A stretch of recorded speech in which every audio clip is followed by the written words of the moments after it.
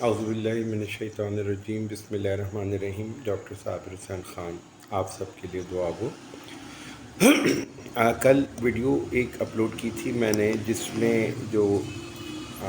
واقعات اور حالات ہم ریسنٹلی دیکھ رہے ہیں کہ جس میں بچوں میں، جوانوں میں بغاوت کے علامات نظر آ رہے ہیں اور وہ ایریشنل ایکشن کی طرف جا رہے ہوتے ہیں، اور جس سے پھر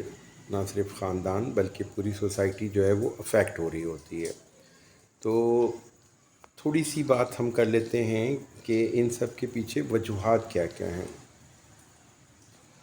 تو سب سے پہلی بات تو یہ کہ سب سے بڑی وجہ جس کا ذکر میں نے کل کیا تھا کہ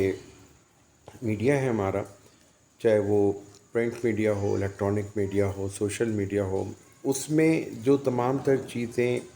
فکشنز پہ مبتلا ہیں اور جو مختلف ایپس کے ذریعے لوگ اپلوڈ کر رہے ہوتے ہیں،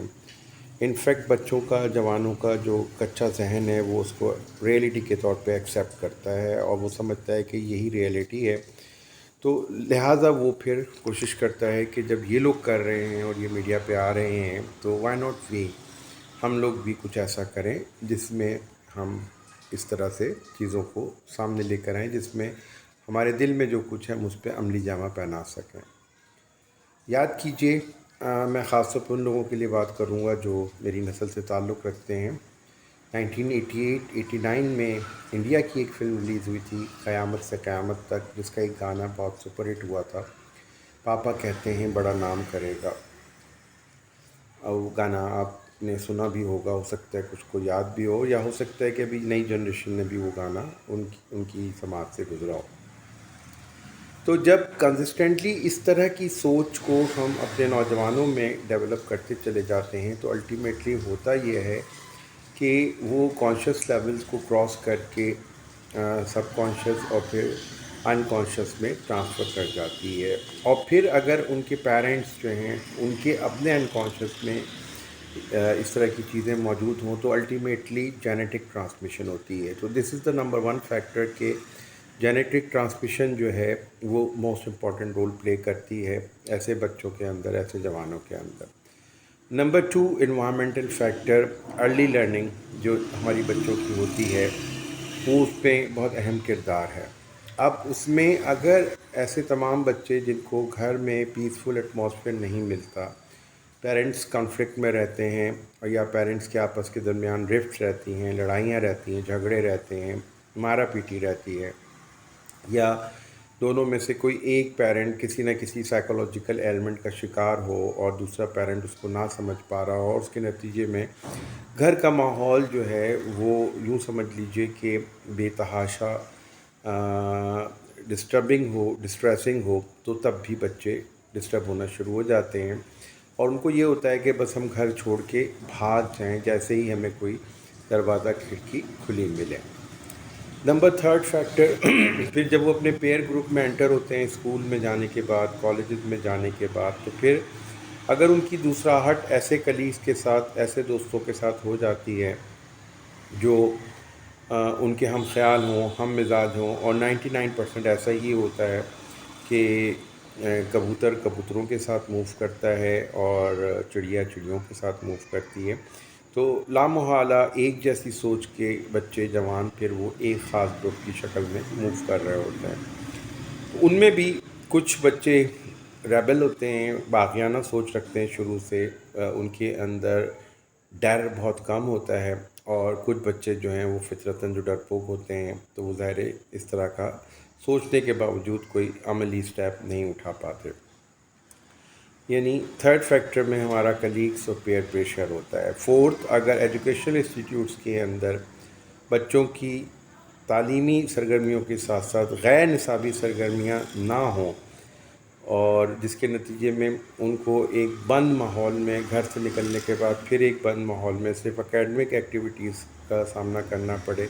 تو لامحالہ وہ پھر دوبارہ ایک بند کمرے سے دوسرے بند کمرے تک جاتے ہیں اور پھر واپس آ کے دوبارہ بند کمرے میں بیٹھ جاتے ہیں۔ نتیجتاً جو ان کے اندر کا جو ایک بچہ ہے، یہ جو اندر کا جو ایک فطری انسان ہیں یا روح کہہ لیجیے، اس کو جو آزادی چاہیے ہوتی ہے وہ ان کو نہیں ملتی، تو وہ پھر اس کی تمنا کر رہے ہوتے ہیں۔ نمبر 5 فیکٹر، جو ہمارے ٹیچرز ہیں اسکولز کے، کالجز کے، یونیورسٹیز کے، انفارچونیٹلی وہ لوگ بھی انسانی نفسیات سے عام طور پہ آگاہ نہیں ہوتے۔ وہ یہ سمجھتے ہیں کہ بس ہم نے یہ کتاب ہے، اس کتاب کا ہم نے سلیبس پڑھا دیا بچوں کو، یہ کورس پورا کرا دیا، اب امتحان ہوگا، بچوں نے 100 میں سے 70 نمبر لا کے پاس کر جانا ہے اور ہماری ڈیوٹی ختم۔ وہ زمانہ ختم ہو گیا کہ جب استاد جو ہے بچوں کی تعلیم کے ساتھ ساتھ ان کی تربیت پہ بھی زور دیتا تھا، اور اس کے ساتھ ساتھ بچوں کی جو شخصیت ہے ان کی گروتھ کے لیے بھی وہ کام کرتا تھا۔ خیال رکھیے گا کہ کسی بھی ایک جگہ اگر 20 سے 25 30 بچے موجود ہوں، جوان موجود ہوں، تو کوئی بھی ایک جیسی نفسیات کا حامل نہیں ہوتا۔ ایون ایک گھر کے بچے بھی الگ الگ نفسیات رکھتے ہیں، تو ہمیں اکارڈنگلی ان سب بچوں کے ساتھ پیش آنا ہوتا ہے۔ یہ نہیں کہ ہم ایک ہی لکڑی سے گدھوں کو بھی، گھوڑوں کو بھی اور بکریوں کو بھی ہانکنا شروع کر دیں، یہاں پہ پھر وہ اگین بغاوت کا ایلیمنٹ جاگتا ہے۔ نمبر 6،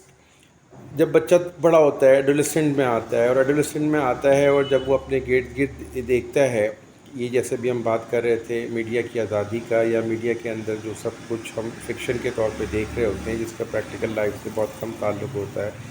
تو وہ بھی اپنے آپ کو بڑا سمجھنے لگتا ہے۔ اس کی بنیادی وجہ فزیولوجیکل اور بایوکیمیکل ہوتی ہے۔ ہر بچے کی ایج 12-14 سال سے لے کر 18 سال کی عمر تک اس میں ہارمونز جو ہیں قدرتی طور پہ وہ ڈیولپ ہونا شروع ہوتے ہیں، ان کا لیول بڑھتا ہے، اور نتیجتاً وہ افیکٹ کرتا ہے اس کے برین کیمسٹری کو، اس کی سوچ کو، اور اس کو بس یہی سمجھ میں آ رہا ہوتا ہے کہ yes now I am grown up, now I have become an adult and I could do each and everything in my life. تو دین دا پرابلمز اسٹارٹ۔ ایسے تمام مراحل پر والدین کو، گھر والوں کو، ٹیچرز کو بہت سمجھ کے ساتھ، بہت فہم کے ساتھ اپنے بچوں کو اپنا دوست بنا کر لے کر چلنا پڑتا ہے، ادروائز وہ کسی بھی وقت کوئی بھی سمجھ لے کہ ایک چلتا پھرتا ٹائم بم ہوتا ہے وہ ایسا بچہ جو کسی بھی وقت ذرا سی بھی بات پہ ٹریگر ہو کر نہ صرف خود پھٹ سکتا ہے بلکہ اپنے ساتھ کے دیگر لوگوں کو بھی وہ اس بم کی وجہ سے اڑا سکتا ہے۔ نمبر 7 فیکٹر، ہماری سوسائٹی میں دیکھا جائے تو اب وہ تمام تر چیزیں جو ایک ریکریشنل ایکٹیویٹیز تھیں ایک زمانے میں، اگر میں یاد کروں تو 40 سال پہلے، 35 سال پہلے، 50 سال پہلے، وہ اب بالکل ناپید ہو چکی ہیں۔ دیر از نو مور پلے گراؤنڈس اراؤنڈ اس، جہاں پہ پہلے بچے شام میں، رات میں جا کے کرکٹ، فٹ بال اور ہاکی باقاعدگی کے ساتھ کھیلا کرتے تھے، آپ نے بھی دیکھا ہوگا۔ اب ان بچے بیچاروں کو سڑکوں کے اوپر، ٹریفک کے بیچ، گٹر کے ابلتے ہوئے پانی میں، کچرے کے ڈھیر کے پاس اس طرح کی ایکٹیویٹیز کرنی پڑ رہی ہوتی ہیں، اور ان سب چیزوں کا جو نیگیٹو امپیکٹ ہے وہ ڈیفینیٹلی ان کی پرسنالٹی اور سائیکی پہ پڑتا ہے۔ اسی طرح سے once upon a time there was a huge number of libraries, so-called آنا لائبریریز، روپیہ لائبریریز، in almost every محلہ، ہر 4 گلیوں کے بعد اس طرح کی لائبریریز ہوتی تھیں۔ مجھے اچھی طرح یاد ہے when I was in class 5th، class 4th، بلکہ اس سے بھی پہلے 3 4 5 کے ساتھ ساتھ I used to go to the library of my neighbourhood, اور وہاں سے جا کے میں روز کی وہ کہانیوں کی کتابیں، وہ ناولز وغیرہ لے کر آیا کرتا تھا اور باقاعدگی کے ساتھ پڑھا کرتا تھا۔ میری پاکٹ منی اس وقت 25 پیسے ہوتی تھی، وہ ساری کی ساری ان بکس کے کرائے پہ خرچ ہو جاتی تھی۔ اب نہ وہ لائبریریز ہیں، نہ وہ ذہن بنانے والی فضا ہے، نہ وہ پلے گراؤنڈس ہیں۔ لے دے کے جو آج کا بچہ ہے اس کے ہاتھ میں یہ ایک چھوٹی سی ڈبیا ہے جادو کی، جس میں پوری دنیا بند کر دی گئی ہے۔ وہی ڈبیا جس کی مدد سے میں یہ ویڈیو ڈیولپ کر رہا ہوں، وہی ڈبیا ان بچوں کے پاس بھی ہے۔ ظاہر ہے کہ جو اس ویڈیو میں باتیں ہیں اس سے بہت ہی کم لوگوں کو شاید دلچسپی ہو، لیکن جو بچے کے ہاتھ میں تو یہ ایک سمجھ لیجئے ایک ایسی دنیا کا دروازہ ہے جس میں وہ داخل ہوتا ہے تو اس کے بعد پھر اس کو وہاں سے واپس نکلنے کا وقت اور موقع ہی نہیں ملتا۔ ایک کے بعد ایک اور ایک کے بعد ایک کروڑوں ایسی چیزیں اس کی دلچسپی کو اپنی طرف مائل کرتی ہیں کہ پھر کون سے ماں، کون سے باپ، کون سے بہن بھائی، کون سے ٹیچرز، کون سی تعلیم، سب دھری کی دھری رہ جاتی۔ یہ تمام بنیادی فیکٹرز جو ہیں وہ ہمارے بچوں کو کمزور بنا رہے ہیں، اور اس میں ضرورت اس بات کی ہے کہ ہم میں سے جو لوگ جس لیول پہ جتنے وسائل رکھتے ہیں وہ کوشش کریں انڈیویجول لیول پہ. ڈونٹ ایکسپیکٹ کہ ہمیں گورنمنٹ کی سطح پر ڈونٹ ایکسپیکٹ کہ کوئی اس کے لیے بہت زیادہ مال و دولت چاہیے, کوئی بہت ہی امیر آدمی یہ سب کچھ کرے. نہیں, آپ کا اپنا چھوٹا سا لیول کیوں نہ ہو اور آپ اس لیول کے حساب سے چلیں, تو اس لیول کے حساب سے آپ اپنا کام کرتے رہیں,